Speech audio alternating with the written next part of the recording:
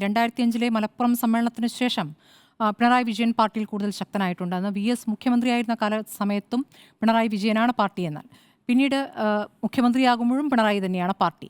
അപ്പോൾ ആ രൂപത്തിലാണ് അത് മുന്നോട്ട് പോയിട്ടുള്ളത്. പിന്നെ ആ സമയത്ത് VS മുഖ്യമന്ത്രിയായിരുന്നൊരു വ്യത്യാസം മാത്രമേ ഉണ്ടായിരുന്നുള്ളൂ. ഈ വികസന രേഖ ഈ തവണ മാത്രമല്ലല്ലോ, കഴിഞ്ഞ തവണയും മറ്റൊരു വികസന രേഖയുണ്ട്, നയരേഖയുണ്ടായിരുന്നു.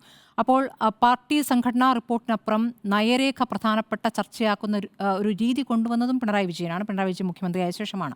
അപ്പോൾ സാധാരണഗതിയിൽ ഈ ബ്രാഞ്ച് തലം മുതൽ ഈ ചർച്ചകളൊക്കെ നടക്കുന്ന സമയത്തൊക്കെ പാർട്ടിയുമായി ബന്ധപ്പെട്ട വിമർശനങ്ങൾ, അതിൻ്റെ അടിസ്ഥാനത്തിലാണല്ലോ ഈ സംഘടനാ റിപ്പോർട്ട് വരുന്നത്. ആ രൂപത്തിലാണ് അത് ചർച്ചയാവുക. പക്ഷേ സംഘടനാ റിപ്പോർട്ട് എന്നതിലപ്പുറം സർക്കാരിൻ്റെ മുന്നോട്ടുള്ള പദ്ധതി, നയരേഖ എന്ന് പറയുമ്പോൾ അടുത്ത സർക്കാരിലേക്ക് തന്നെ ആലോചിച്ചുകൊണ്ടുള്ളതാണ്.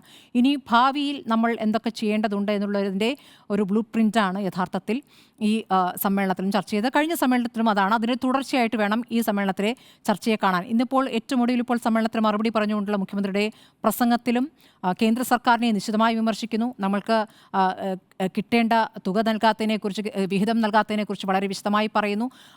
അത് പറയുമ്പോഴും വികസനം ഇനി ഏത് രൂപത്തിൽ നടപ്പാക്കണം, അതിൽ പ്രവാസികളുടെ പങ്കെന്ത്, നമുക്ക് ഏത് രൂപത്തിൽ അത് നടപ്പാക്കാം എന്നുള്ള കാര്യമാണ് അദ്ദേഹം കൂടുതൽ വിശദമായി പറയുന്നത്.